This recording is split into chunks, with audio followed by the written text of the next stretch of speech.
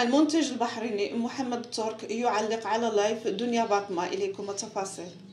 تتواصل ردود الفعل على لايف دنيا باطمة ليلة أمس السبت، والذي كشفت فيه معطيات جديدة مرتبطة بملف حساب الشهير المثير على الانستغرام بحمزة مونبيبي، حيث تفاعلت سعيدة شرف مع اللايف ليتبعها المنتج البحريني محمد ترك، الذي رد على اتهامات طليقته الفنانة دنيا باطمة والمتمثلة في التجسس عليها وتسريب أخبارها والتورط في المؤامرة ضدها بهدف توريطها في قضية حمزة مونبيبي.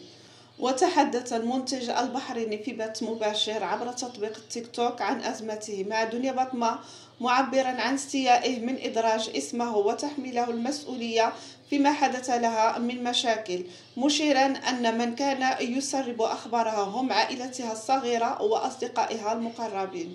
وأضاف الترك أن التزامه الصمت لفترة طويلة وغيابه عن مواقع التواصل الاجتماعي، وفضل عدم الخوض في تفاصيل أزمة دنيا باطمة بعد رفض طلب النقد، وأن ما دفعه للحديث هو إقحام اسمه وتوجيه التهم له بصفة مباشرة من قبل طليقته في البث المباشر الذي كشفت من خلاله تفاصيل مثيرة في ملف حمزة مونبيبي.